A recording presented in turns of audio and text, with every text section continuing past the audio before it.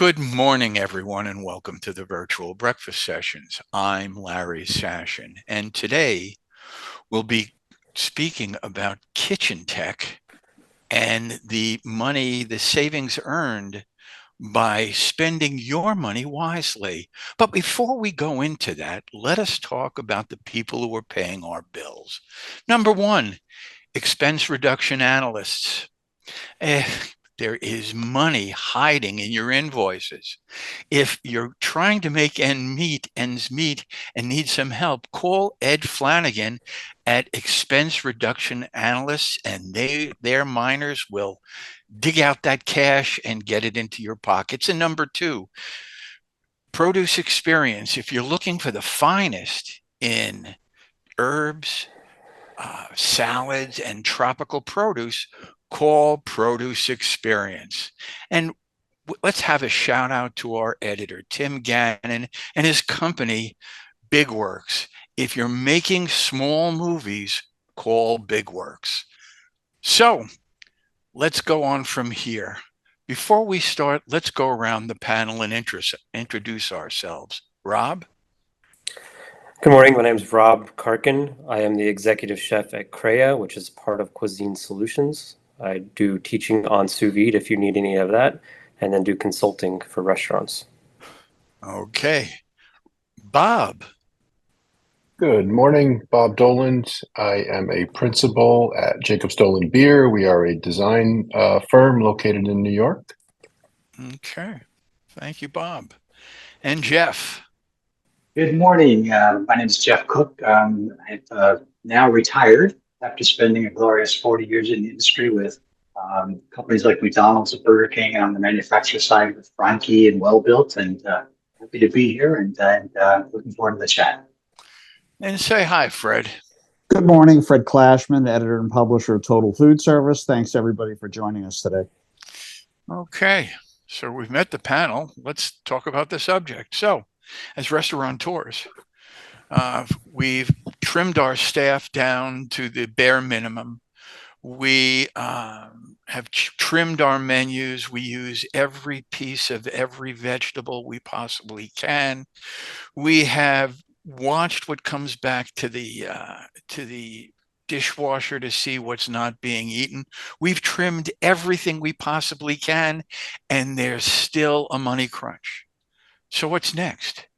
Well, as I said in the invitation, maybe the solution can be spelt with 4 letters, TECH.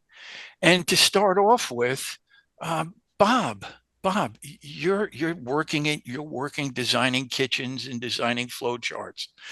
How can tech help save a restaurateur money?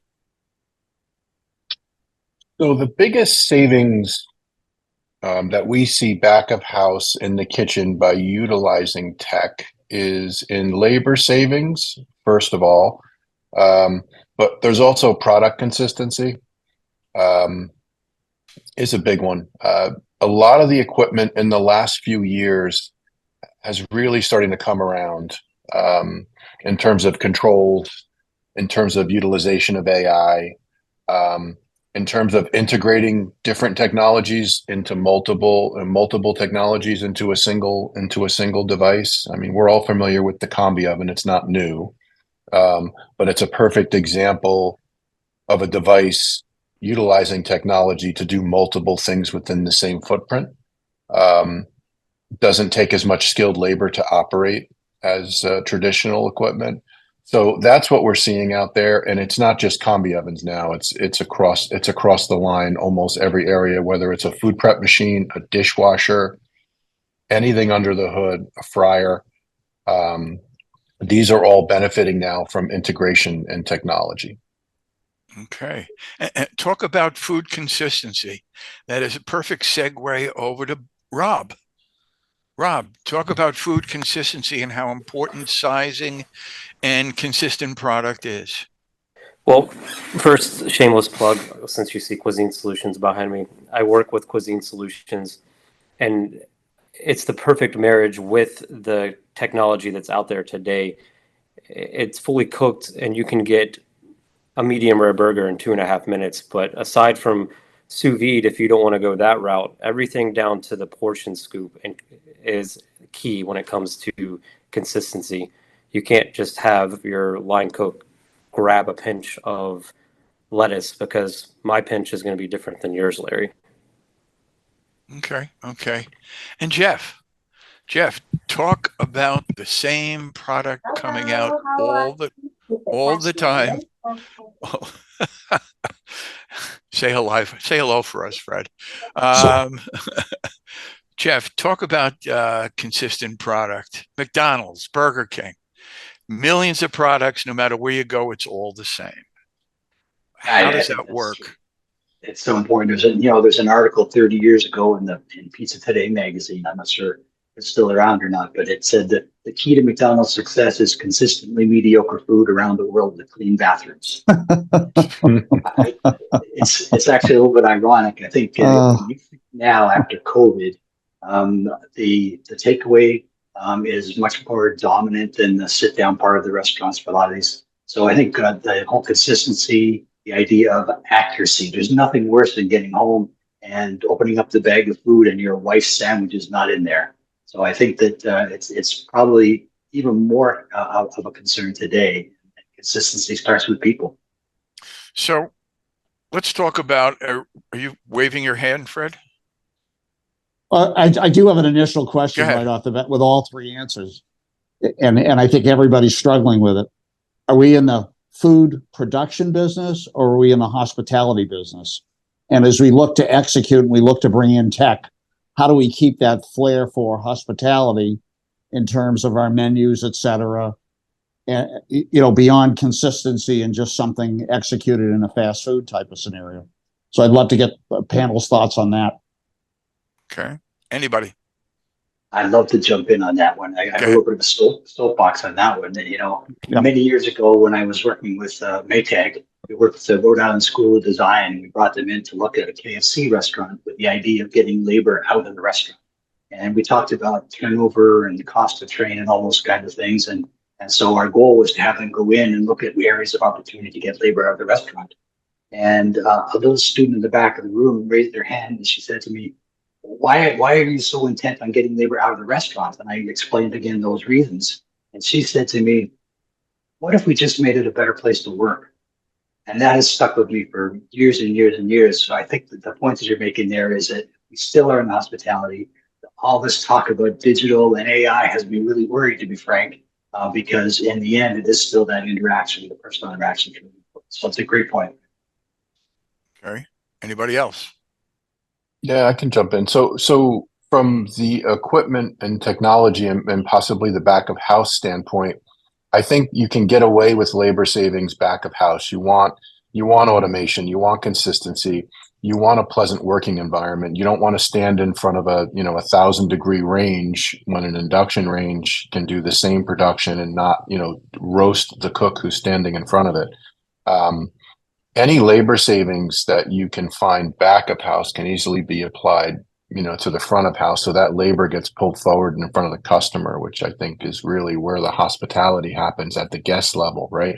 As long as your food is consistent and even, I've seen labor move from the back of house to the front of house, which is also a better experience for the most part for the employee as well. Well, I think part of what I'm addressing, Bob, is the difference between executing a menu in a combi oven versus executing a menu on a traditional open flame type of cooking line. In other words, can you continue to create high-end creative type menu items with this new tech? I can chime in on that. So absolutely, you can. The only reason you're going to want to bring in companies like Wellbuilt or Middleby, whether you go ventless or under a hood, is because the user interface, the UI, makes it completely seamless, and then you don't have to have the chef in the kitchen making sauces to order. You can make the sauces ahead of time, and then you have one or two cooks on the line. They just push a button, and in 5 minutes you have a gourmet meal, whether you go with something that was pre-manufactured in a facility like Cuisine Solutions, or if it's manufactured by the executive chef at the restaurant. Because the fact of the matter is, the executive chef cannot be on the line every single day. They're focusing on sales, PL, getting people in the door where we can cut costs and labor. So just because you get away from what we know as cooking 30 years ago to going to getting tech into the kitchen, you don't sacrifice quality. If anything, you make it more consistent and better. Also, the truth of the matter So is, hold on. okay. So one more question that goes with this. The other thing that seems to be headed down the pike on this is moving towards all electric cooking, away from the use of gas. What do we see? Where are we going? That goes back to the question of gas cars versus electric cars. We could spin wheels on this all day, no pun intended. But I mean, we do know that some jurisdictions are banning new gas lines. So I think it's only a matter of time before people have to embrace electric. Whether it's better or not is a completely different conversation. But maybe not better or not. Is it Bob? When you design kitchens, is it comparable? I mean, where are we? Yes. So the electrification of kitchens is happening. I mean, we do a lot of work in New York, so obviously that's a big facility, but we also do a lot of work for companies that have made the decision wherever they are in the country that they want to electrify their kitchens and get rid of the gas.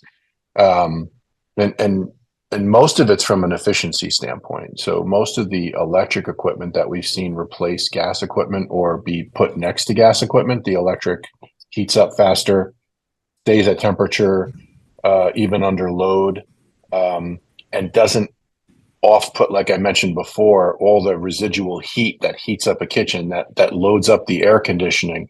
The exhaust CFMs can be dramatically lower on an electric kitchen than they can in a gas kitchen. So there are a few exceptions. There's a couple pieces of equipment that are still out there that have to be gas or should be gas for various reasons. But we found that equipment that is available in electric is generally superior, although some of it does cost a little more at this point, but it's certainly trending in that direction.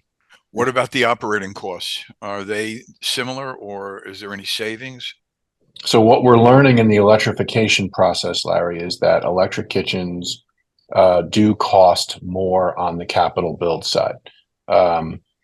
We've got into trouble with engineers not correctly estimating the amount of electric that we'll need to replace gas, right? Because gas, you just bring a 3-inch pipe in and it can go forever almost, right? With how many pieces you can load up on it. That's not the case with electric. So if you can bring in a 480 volt service, you're in better shape. But generally, there is a cost factor and there is an engineering side to it that needs to be paid attention to. How about the cost per month? Is it, everything's I think installed, everything is running? What's the cost factor in that? Well, I mean, that's by municipality, right? With rates. But I think generally it's almost neutral in terms of once your capital cost is absorbed and you're operating, it's fairly neutral. Again, you have to take into account electric's ability to get to temperature faster, right? The old restaurant where the chef comes in, puts everything on 11 and lights it and lets it go all day. That doesn't happen with an electric kitchen. Most of the equipment will turn on and off on its own under load. So there's some energy efficiency because of that function, even if the cost per kilowatt might be a little bit more than the cost per BTU. In some instances, there's efficiencies that electric sort of evens itself out. So on that note, excuse me, on that note, let's talk about Jeff. Let's talk about two companies that you've worked with, McDonald's and Burger King. I imagine McDonald's can switch over to electric like this, but Burger King, how do they cope with something like that? And you explain why. I think it's not. It's a difficult challenge. When you look at some of those typical QSR right now, they may be set up with a 600 amp service, but the cost and the possibility of going up to 1,000 amp service is sometimes really difficult to do and sometimes impossible. I think I I'm probably one of the old farts that still stands on. I don't think gas is going away anytime soon. I think the electrical system is not there yet. And if you look at McDonald's, yes, a lot of the restaurants are electric. Burger King with the flame broiled is typically a gas broiler that does that. Now they do have some electric broilers in the countries, particularly in some of the low-lying areas like Houston. But moving to electric is it's a big deal for a restaurant, particularly the ones that are built and not near their 20-year refurbished part of it. Um, that's a lot of change for a restaurant to impart upon the restaurant.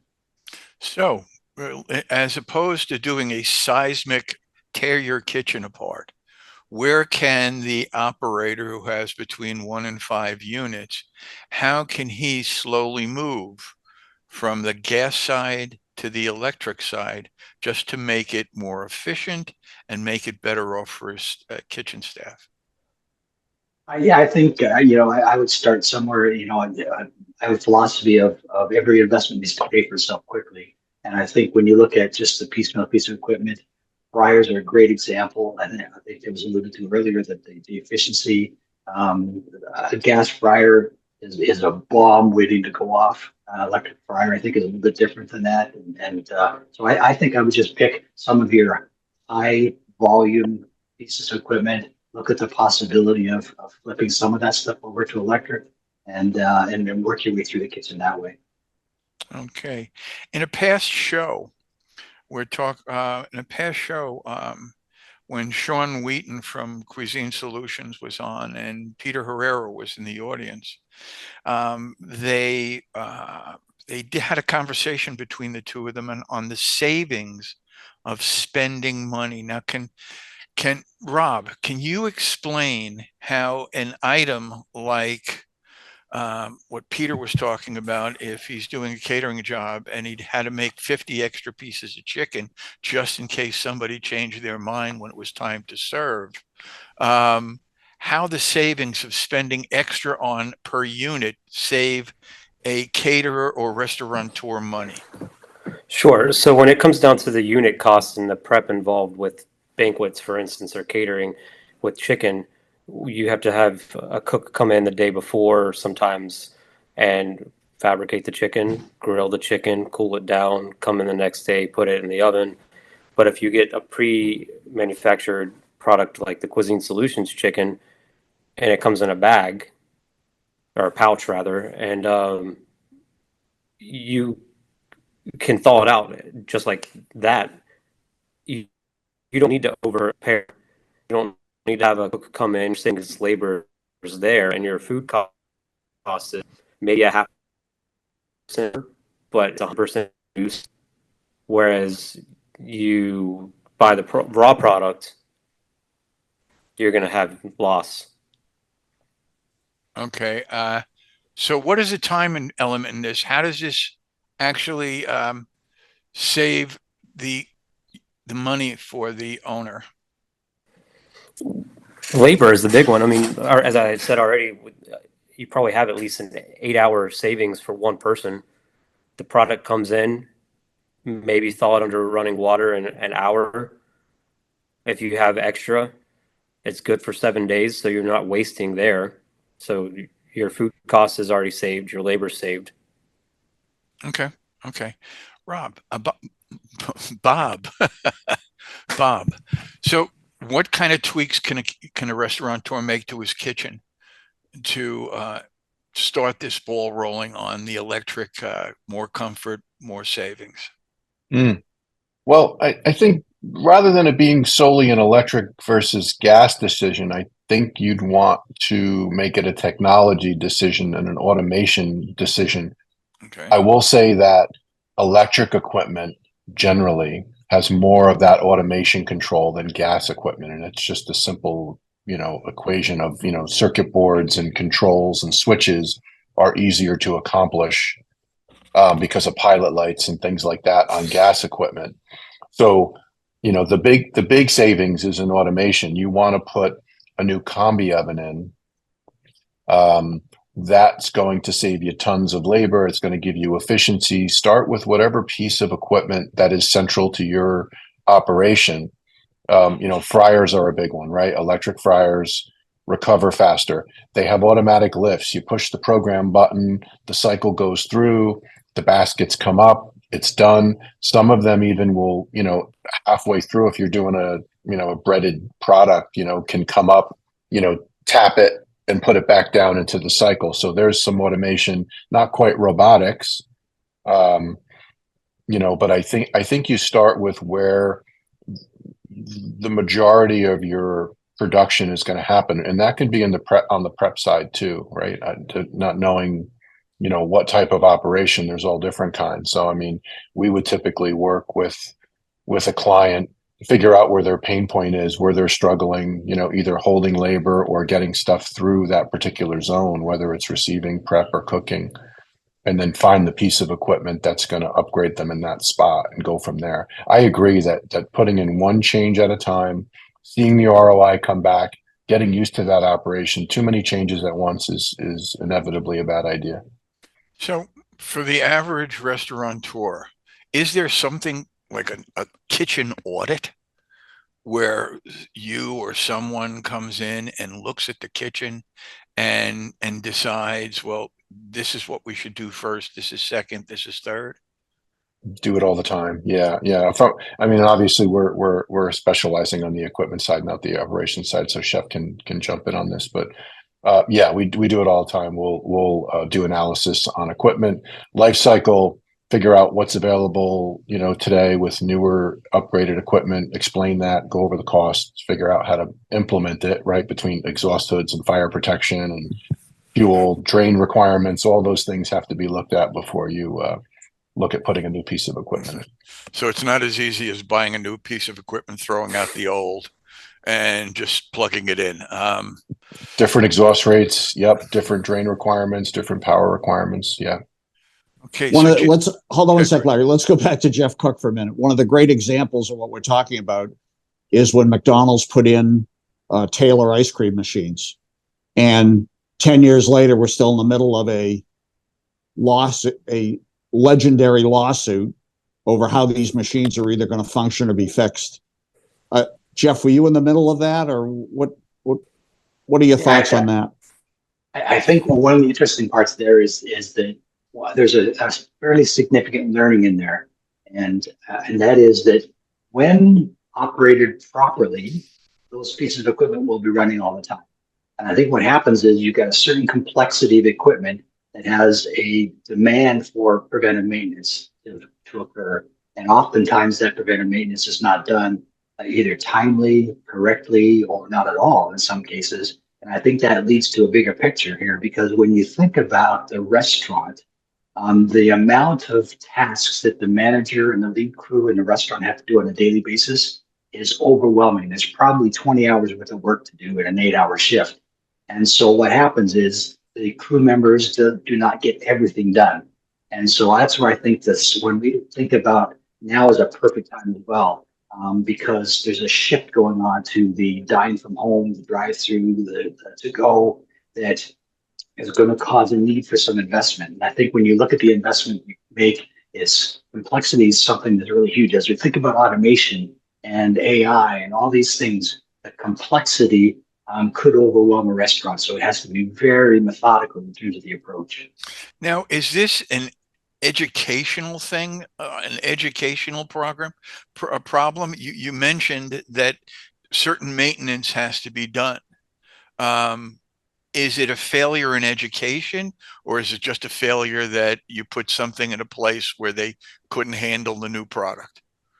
I think it's a little bit of both, but it is largely an execution thing that the crew members and the managers just don't have time to do all the tasks. And so if something slips through the cracks, it's difficult. And, I can remember back in the early days of the IoT and the connected restaurant, working in a restaurant where in the morning when I got there, there was 7 or 8 alarms of things that had gone wrong in the kitchen environment. The filters needed to be changed or something like that. And the manager walked by it all day. And at the end of the day, I asked the manager, she said, I had to take care of the customer. And so I think that we have to reduce the complexity of keeping the restaurant going. Tom Campion, a mentor of mine for many years, always said, take care of the manager in the restaurant and you will win. And I think that's hand in hand with the complexity issue. So got it. So on the education side, Rob, that's what you do, the education side. So when somebody is preparing to make that jump into sous vide, what are the steps that when people first contact you or they see you in a show, what are the steps that are taken before that machine is put in action? I think that's a good question. Before we would get into the education part, we have to decide if they want rapid cook equipment or ventless equipment that has the user interface, or if it's more of a traditional type of equipment. Then we work on the equipment settings. And then even further, I know we're talking about tech more so when it comes to the cooking equipment itself. But one thing that is just as important in my mind for tech is the recipe data platform that goes with the kitchen itself, because that's an important piece of tech. I can give my cooks an iPad and it has step-by-step instructions. Yes, I would have to teach them one or two times, but it has step-by-step instructions on recipes and on builds and on how to take apart or put together that piece of equipment. And then I don't have to spend next to them every single time, one or two times, correct them. But that's how when someone comes to me, I educate them. We start with a recipe data platform. I put all the recipes in it can go from English, Spanish, French, you name it. It has unit of measure, and it even does the calculations for you if you want to go from a 3 quarts to a 6 quarts. Yeah. So let's back up even more.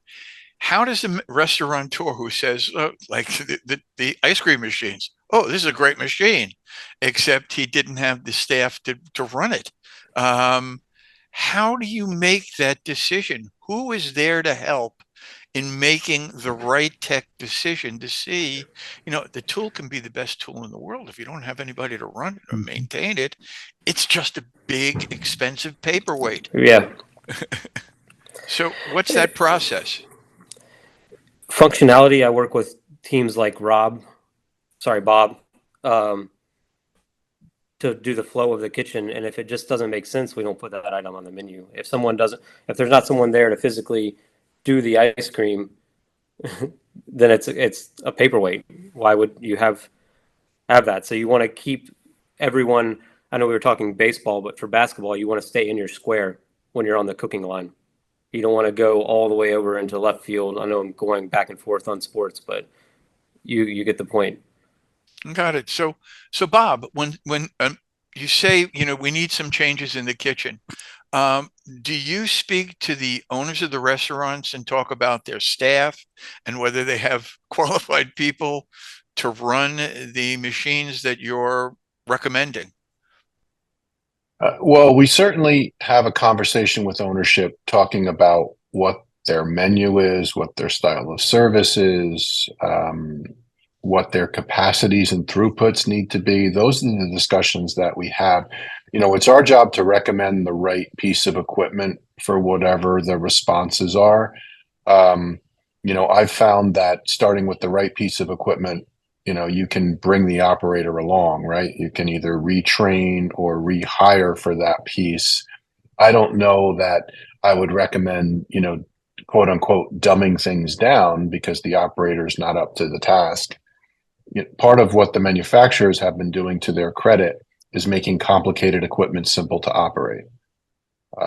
They've gone a long way with, multiple step programming. They've come a long way with being able to, over Wi-Fi, import menus into that equipment from a central location, right? Have the culinarians come up with the menu and input it into the machine, have operators execute that. So that's been something that equipment manufacturers have gotten better at providing with new equipment. I mean, sometimes that requires upgrades. The other thing that you guys were just talking about preventative maintenance. The other improvement that I've seen is with the advent of touch screens and visual screens now on food service equipment, which is, we've had it forever everywhere else in our lives, but it's been slow to instigate in the kitchen. But I've seen now with larger display screens, these things are a little more intuitive. So before it needs the preventative maintenance, the machine is talking to the operator and will preventatively sometimes shut itself down before it's too late. But then it's, say, a dishwasher needs regular maintenance. Sometimes it's complicated. These screens now are step by step with pictures that show operators with very little skill input, what to do next, what to do next, what to do next. So I think that we'll start to see more of that on even smaller pieces of equipment instead of just the $100,000 dishwasher. Thank you, Jeff. Yeah, I wanted to jump in on a tailored comment there. What we're hearing both Bob and Rob say here is leverage your supply chain. I think that when you look at now the consultant community, the dealer community, the distributor community, the manufacturing community are all doing a much better job today of being able to provide support in the early stages. Whether you're a mom and pop restaurant or a big chain, there's a tremendous amount of information and knowledge you can gain by leveraging your supply chain. And I fear that a lot of smaller operators aren't doing that. Yeah, I have to believe that when you bring in a new piece of equipment, those first few weeks of operation are either going to make or break the use of the equipment. If the first few times you've been trained correctly and you're ready to go, it works, then you're going to use it. But if it causes a backlog, if it causes a problem, if it causes somebody to throw their hands up, throw their apron on the floor and walk out, I think you have a problem. So, so back to Rob. When people come in and they see, they've been cooking on an open fire, they've been cooking in a pan, and all of a sudden they're now asked to cook in a plastic bag and a boiling water. How do you change their minds?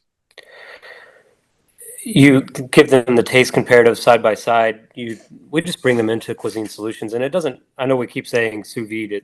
Sous vide, trust me, is where it's at. But if you have a cook or a chef operator that still wants to do a special thing on their own, with the technologies that's out there, they can still do it without sous vide and still have consistency by pushing the button on the oven. But back to the sous vide point, we have a piece of meat that we developed with Michel Richard that's a 72-hour short rib that was cooked for 72 hours, but it's still medium rare on the inside. You're going to have one cook that's all they do is know how to make that one piece of meat every single time. And that's all they know how to do. So it's just not feasible in this day when labor is a consistent issue. Why would you teach someone, and then if they quit, you have to teach someone else, or you can just buy the product that's already done, that's being used by Michelin star chefs. So how do you, let me jump in here. So how you're using the tech, we've got something systematized. How do you then add that final touch? How do you then customize this? Because you know that Mr. Jones likes it a little extra spicy, and Mrs. Jones wants it bland. And this is all the same dish at the same table. Out of the bag doesn't do it. How is that done? So all of the product from Cuisine Solutions is minimally seasoned with salt and pepper. So we're not the chef, we're the sous chef. The operator adds the finishing touches to the way they see fit. One piece of protein can be used 7 or 8 different times, for example, across different cuisines. For one of the restaurants that I help oversee in DC, we'll have a piece of chicken on 4 dishes, whether it's sliced, diced, whole, shredded, you name it. And then the equipment, because we use the rapid cook equipment, the equipment settings would change based on the size. So I can add a spicy chili sauce for the lady at table 5 if she wants her chicken spicy, and then Alfredo, for instance, for pasta for that same piece of chicken. Okay. So, Fred, you were talking that you just came back from a trade show? Yeah, I walked the NRA show, and they have an award ceremony called the KI Kitchen Innovation, and there's everything there from equipment that auto cuts burger patties to the breading of chicken cutlets, etc. A lot of what I would call food production, and I think Bob and Rob may have walked through there as well. I'm curious. The one thought that you walk away with is, where does a chef or where does a restaurateur find the time to vet all of this technology that is now out there to think about and to consider? Any thoughts on that? Short answer, test kitchens. So a lot of the manufacturers and sales reps that represent those manufacturers now have fully functional test kitchens regionally. You don't have to go to the factory in Troy, Ohio anymore. You can go to Farmingdale, Long Island, and pop in there and, tell them what you want to cook. They will set the food up. You can bring your own product and play with the equipment. So I think, and the manufacturers are making these sales reps build these test kitchens. So that's actually something that's, happened fairly recently. Interesting. So that's a great resource and doesn't cost anything. Interesting. It's a great concept if you think about it. Who buys a car without driving the car first? And here you're asked to take on a new piece of technology that you really never used before. It's a leap of faith. I don't think with the economy that we have right now, many people are willing to take that leap of faith. And maybe and then the other sort of the next generation of the question becomes, at what point do we cross over? Does automation and technology become robotics? Where are we within in that cycle? What do we see happening with that? Yeah, I can jump in on that. I mean, some equipment manufacturers for robotics are already doing the fryer arm that will do fries and chicken tenders, and anything that goes into the fryer, they'll drop it in, they'll bring it up, shake it, drop it into the drip pan. And then you have some that do pizzas. I know those are just two that name it. You have your basically your short order cook on the line with your pizza maker, your burger flipper, and your French fry maker. So, and I think Jeff can correct me, but isn't there a fully functional McDonald's that's strictly based on robotics? There was a test going on there. I'm not sure exactly how fully automated it was, but it's out there. And we had a very large project when I was at McDonald's looking at automation at the time. And frankly, as a guy who's been a metal banger my whole life, I am scared to death that we will take missteps on this automation and it will ultimately fail or stumble. Not because the technology is not ready, it's because we just don't know how to apply it. And that's my biggest fear right now is that people think, and no disrespect for when you said robotics, robotics drives me nuts a little bit because there's so much automation available before you even think about the robotic arm. And I think that we just need to take a step back, each of us, and think about what we want out of automation before we gravitate towards the shiny new object. Yeah, it's basically sort of like the Tesla auto drive that seems to be ramming people into things. It's there. Is it really ready? Am I going to take the leap of faith at 65 miles an hour going down the Connecticut Turnpike and have a conversation with the person next to me, or am I going to keep my hands on the wheel?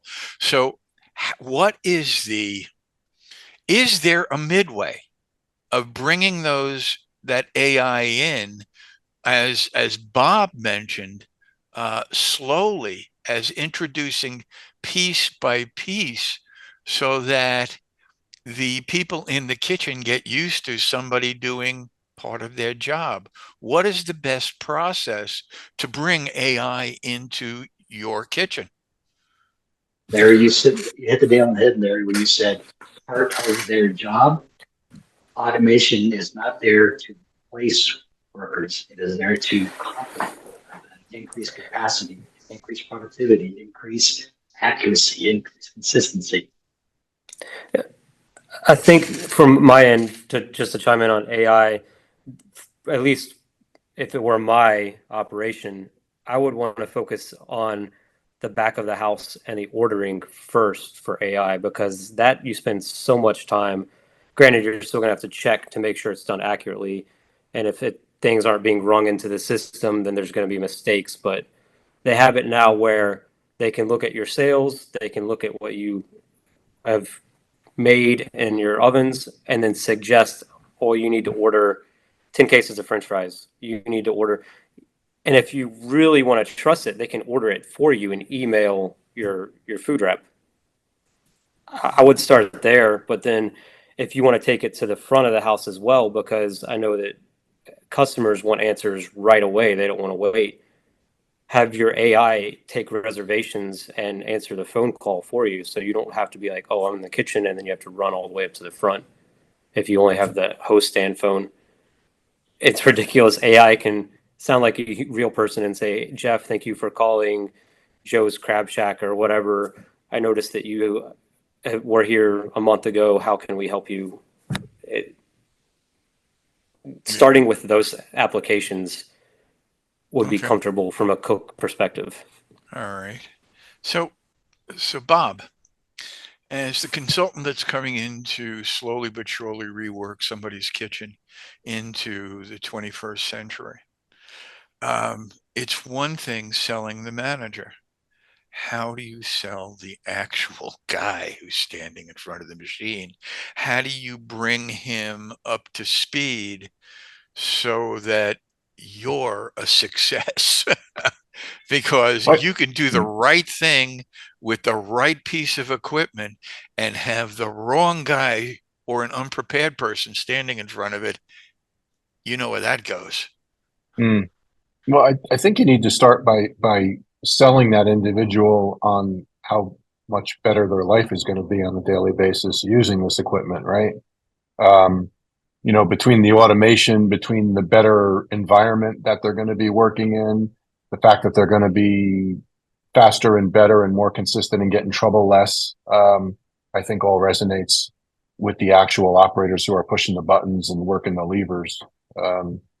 If that still doesn't work, then maybe you gotta, put that person, retask and sort them out, in a different way, put them in another area. But I think for the most part, people, when they see this, they're like, my job just got a little bit easier, or at least easier to understand. Yeah. It all goes back to the lowest common denominator, getting the bottom man on the totem pole to accept the new ways, and it goes back, brief story. My grandmother used to make gefilte fish every year for the holidays, and she had this grinder that she used to screw on to the countertop, and I was the engine, and I used to crank this thing as she used to feed everything in. And it wasn't until I got too old to think it was fun, and I was the last person that was going to crank for her, and then she went out and bought an electric one. So how do we get to that point where the grandson is not going to use the grinder anymore? I keep saying it's the low man on the totem pole, and I think what educational situation do you have at CREA that gets that low man on the totem pole sold on what you're doing? When it comes to the right piece of equipment, it's more the operator. I know that we want to focus on low man on the totem pole. It's also, if we're focusing on low man on the totem pole, they can achieve more in a shorter period of time with the equipment, whether it's fully automated or partially automated. They don't have to stand there in front of the grill cranking heat waiting for the burger to flip, or in front of the 6-range burner making sauces to order. They just push a button, go make the next dish, get it out, turn faster, everyone's happier. It's a lot quieter and a lot cooler in the kitchen than you would think. And with what's going on with this labor force, it's not like there's a line of people outside ready to come to work to take those jobs. Right. So all this does is make a difficult job palatable and maybe quasi enjoyable. Well, go back to the labor too. I was at a conference last year, and they said that yes, the labor is back to where it was pre-pandemic, but the dollar amount has gone up here, but the labor talent has gone down to the bottom. So how do you bridge that gap with the new technology that's out there? Okay. On that note, we're getting to that time when actually time is an enemy of ours, and we have to start wrapping up. So before we go, what I'd like to do is go around the room, and any last tidbit, any last tip that you can leave with our audience on why AI and why robotics. Rob, why don't you start? Yeah, so robotics, maybe not so much robotics as is automation from an operator standpoint or a chef. You don't want to be in the kitchen. I mean, I don't. I have a family now. I don't want to be in the kitchen 7 days a week, 16 hours a day. So when you bring in sous vide, the product is just as good, if not better, than what I would be able to do. And I don't have to sit there and train one person and they quit the next day and retrain. So it gives me a little more freedom to focus on what's important in the operation, which would be happy customers and getting people in the door, sales. And then for AI, that just makes my life a little bit easier as far as getting faster response times and things that AI is basically like my secretary when it comes to the restaurant. Okay. Thank you. Bob. So I'm fairly confident that most kitchens, unless it was just built in the last year, can benefit from some sort of replacement of equipment that uses this new technology, whether it's AI or intuitive controls or efficient operation. And all these things generally will elevate the menu, increase labor efficiency, and improve speed to the customer, which is the bottom line of any hospitality operation. So start small, start one piece at a time. Get the payback from that piece and move on from there is a best suggestion I can give. Thank you. And Jeff. I would say that you need to sit down with your leadership team, whether it's your husband and wife team or whatever, put together a roadmap for what you want to accomplish with this AI automation thing. And then to steal a phrase from my good friend Peter Cryan, one area to focus on might be the 3 Ds: dirty, dull, or dangerous. If you look at your restaurant and look at the tasks that fall into one of those 3 Ds, that might be an area for you to focus on new equipment to eliminate some of those things in the restaurant. Repeat the 3 Ds again for me, please. Sure. Dirty, dull, or dangerous. Okay. Dirty, dull, dangerous. Interesting. Fred. I'm still as confused as when I walked out of the NRA show. There's just a enormous tech overload. It requires a commitment of time to have an understanding of where it can take us, how it can solve, and what the long-term ROI is going to look like with it. It's funny that you just said that. I don't think the confusion lies in the machines and the technology itself. How do I understand technology? I call my grandson. The problem with AI, robotics, automation is not in the equipment itself. It lies in us. So I think the task of the manufacturers is, how do you push or get 2-year-old equipment and its use into a 74-year-old mind? and make it work. How does that happen? I think, and that is the biggest challenge that any of this has, because listen to Fred, listen to me, listen to some of the experienced restaurateurs. So maybe we ought to do a show on tech education. That might be something else. But meanwhile, we're going to be back in 2 weeks with another show, and I hope you come to see us. I think I'd like to thank the panel. I'd like to thank the audience. I'd like to thank expense reduction analysts and their cash miners who take invoices and turn them into cash, and Produce Experience, who has the finest in herbs, salads, and tropical produce, and our buddy Tim Gannon with his Big Works, who, if you need a educational video, an ID video, any kind of short video shot, call Tim or call us. We'll point you towards Tim. And in the meanwhile, we'll see you back in 2 weeks. And I only have 2 more things to say. Stay positive, test negative. See you then. Bye now. Thank you, guys.